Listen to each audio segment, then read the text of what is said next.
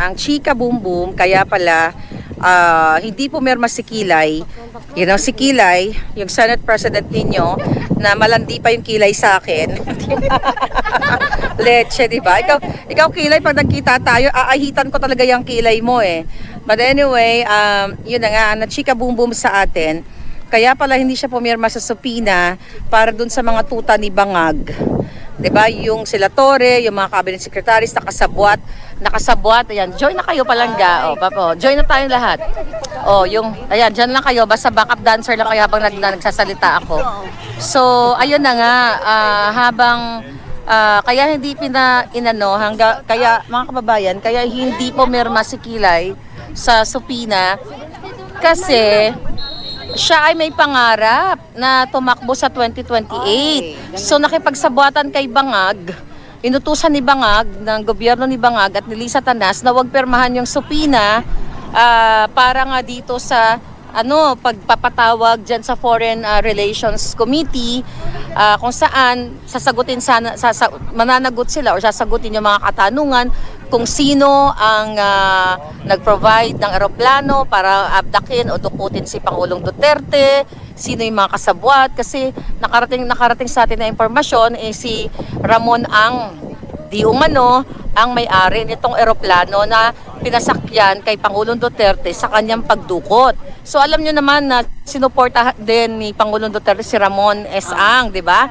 So mga traidor, kung ito ay may katotohanan at madinig sana natin dyan sa Senate na siya nga ang may-ari at nakipag-connive siya, mga traidor talaga. Dahil ang suporta ni PRRD naman sa mga negosyanteng, I hope na matitino during his time, maayos naman yung mga hindi talaga matinong negosyante, mga kawatan o mga tax evader ay talagang gusto niyang tuliin. Hello po. Hindi naman kayo tuliin. Yeah, oo. So anyway, so yun po ang ayan, ating mga kababayan, nag-aantay talaga sila dito. No? So ngayon, yun na nga mga kababayan, hayaan mo lang ating mga palangga, talagang star na star. Kanina pa kasi sila dito. Morning, talagang nag-aabang sila. So naulinigan ko, ayon sa ating puting ahas, ito pala si Kilay ay, alam naman natin nakikipagsabuatan talaga sa gobyerno ni Lisa Tanas. Ginawa nga siyang waiter, hello? Diba? Nagmumukha siyang tanga, ginawa siyang waiter ni Lisa Tanas, pero mukha pa rin siyang tuta. Kaya isa siya sa 5 tuta ni Bangag. Diba? Actually, hindi lang 5 tuta, maraming tuta. So ngayon, dahil nga nasunog si John Vic Remulla na crush ni Satanas, imagine that, na gustong tumakbo yan sa 2028. Diba, sinabi ko sa inyo na nagbiga-biga si Lisa dyan kay John Vic. Crush na daw si John Vic. And now, dahil nasunog at nakita ang kabobohan ni John Vic Remulla, ang katangahan, dahil nahuli mismo sa nga bells niya na magkasabwat sila, group effort sila, nung pinlano nilang kinidnap ang Pangulong Duterte. Kaya ngayon, si Kilay naman ang pumuporma. Pumuporma siya ngayon sa Bangag administration para ma-endorse siya for 2028.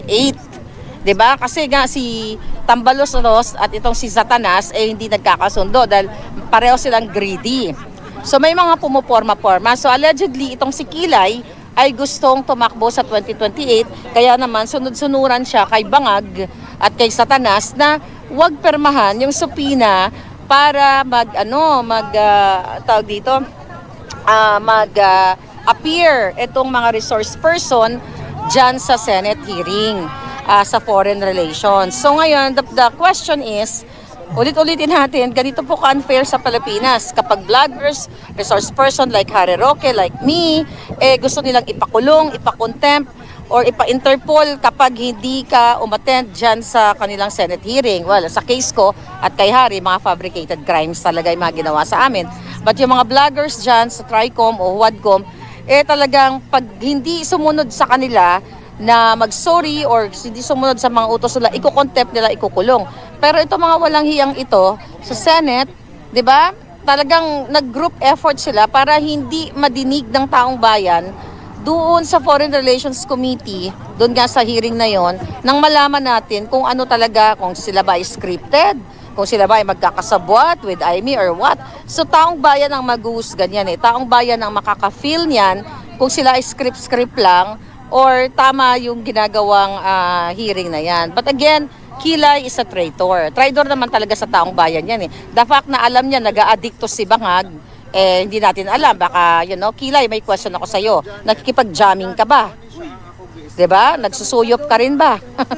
Sumisinghot ka rin ba? Kasi the fact na abogado ka na yung portrayal ay matinukang tao, walang matinong tao na nakikipagsabuatan sa mga addictus, 'di ba? Sa mga hayok sa ipinagbabawal na ano. Pero ito breaking news. It's not really news actually. Allegedly, hindi pa to confirm, nililiwanag ko, sabi naman nila fake news ito, hindi pa to confirm, so baka may gustong mag-confirm nito na balita, na may na-receive kasi ako na 3 tao na nag-text, isa sa Malacanang, yung dating, nandoon sa loob, then yung 2 na nagtrabaho din kay Bangag, allegedly, si Bangag ay isinugod sa hospital. So gaano ka totoo na Bangag dahil sa kidney problem mo ay sinugod ka sa ospital?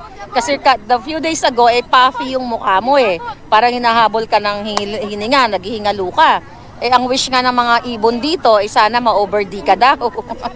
May mga ibon bumulong. O, di ba? I wish nila.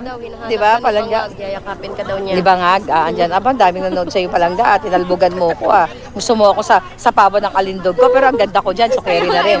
Paano tatanggal? O, di ba? Ang ganda ko dyan. O, di ba? Dapat may mga ganon. O, lilipat na ako dyan. Anyway, so, yun nga, mga kababayan.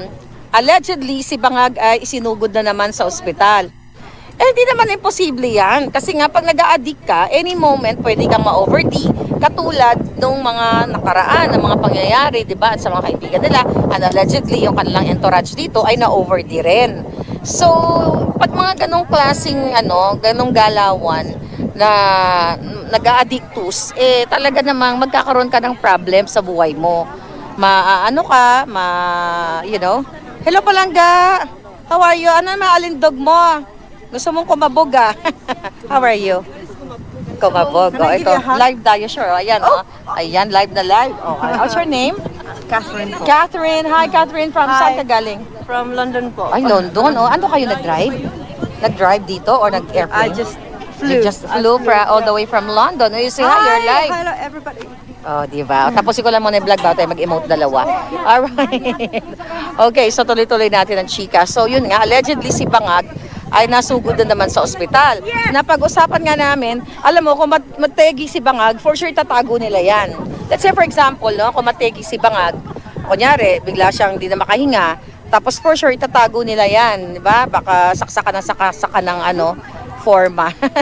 Para nasaksakan, tapos itatago nila, kunwari nasa bakasyon, dapat, yung mga puting ahas ko, please confirm kung saang ospital, kung nasugod ban siya, let me know. Pero again ang sinasabi ko dito sa inyo, may nakarating sa akin information, 3 tao, so totoo ba? Kasi sinungaling naman yung Malacanang, kailan ba nagsasabi na totoo to?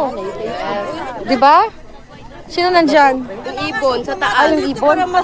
I'm taller than her. Okay. O, diba? O, diba? O, diba? Dapat may ganyan kasapatos. So, anyway, mga kababayan, so tignan natin kung ano ang nangyari kay Bangag. Kung siya ba ay buhay pa, baka nguwi-ngiwi. Ngiwi-ngiwi. Oo. Ang dami kasing, alam nyo, tignan nyo yung mga gumagawa ng katarantaduhan sa bayan. Inaaratay na sila ngayon. Diba? Ang daming mga inaaratay ngayon. Kala nila maluloko nila tayo. Wala. YouTube. Wala tayong filter today. Si Palangga may filter. Ang kapal ng lipstick ko doon. Paano kaya tatanggalin, madam? Hayaan mo na, pagbigyan mo na. Para magbuka ako dyan, retokada. Shout out na sa ating 120. Ay, 100. On TikTok yan? Yeah. Ano to? 120. Ang ganda ni Madam. Diba? Sila nagsabi niyan, wala tayong filter. Siya lang nga may filter. Madam Marlica daw, ano daw masasabi mo sa mukha ni Bangag na namaga? Kasi mukha niya parang namamagana. Ayun na nga, sino nagsabi niyan? Basta yung pangalan.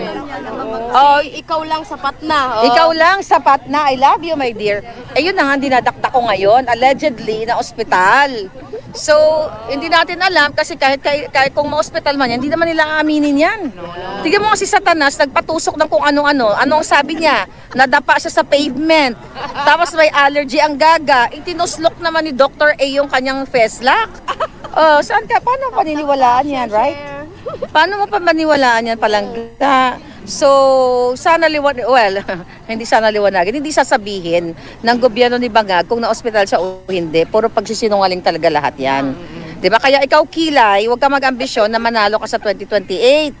'Di ba? Unless na lang kung dagdagan mo pa yung kilay mo sa taas. 'Di ba? O maglakad ka rin sa bato-bato.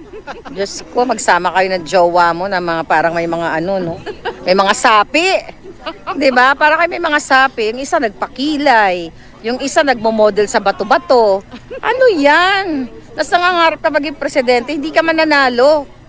Hindi ka mananalo dahil anytime soon baka may bago na tayong presidente. Ano sa tingin mo? Tama ba? Ano sa tingin niyo? Bilang isang kasi ako nagko-comment, tama ba na si Cheese Escudero ay magpakilay? Kahit anong gawin. Wala.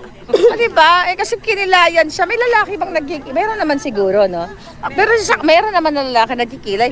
Pero talaga. Oh my God. Kilay is straightor.